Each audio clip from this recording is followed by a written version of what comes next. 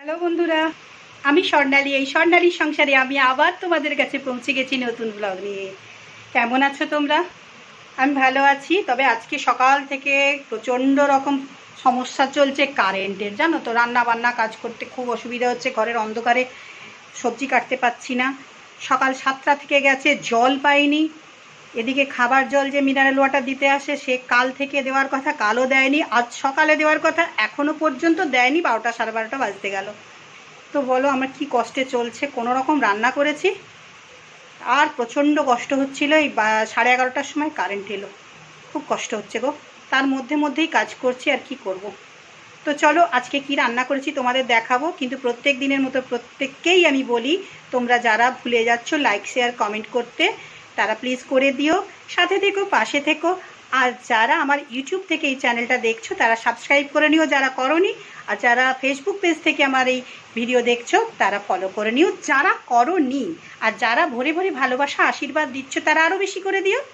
আর যারা দিচ্ছ না, তারাও দিও। তাহলে চলো, সবাই কিন্তু খুব ভালো থেকো, নিজেদের শরীরের যত্ন নিও। চলো আজকে কি রান্না করেছি দেখো। আম কেটে রেখেছি, কি বোম্বাই আম না কি বলে, এই যে আম কেটে রেখেছি। এখানে ভাত করে রেখেছি দেখো।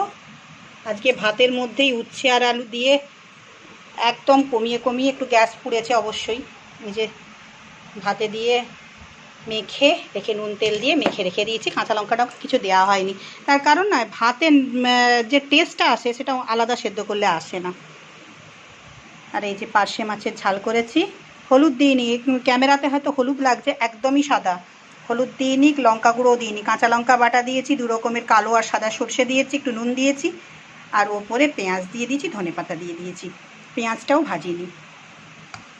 এই হচ্ছে আজকে আমার মোট রান্না। তার মধ্যে স্যালাডটা তো ফ্রিজে কাটাই আছে, এই দেখো। তো চলো, সবাই ভালো থেকো। আমি আবার কালকে আসবো তোমাদের কাছে নতুন ব্লগ নিয়ে। সবাই আমাকে ভালোবেসো, আশীর্বাদ ভরে ভরে দিও। তাহলে এখন আসি, টাটা।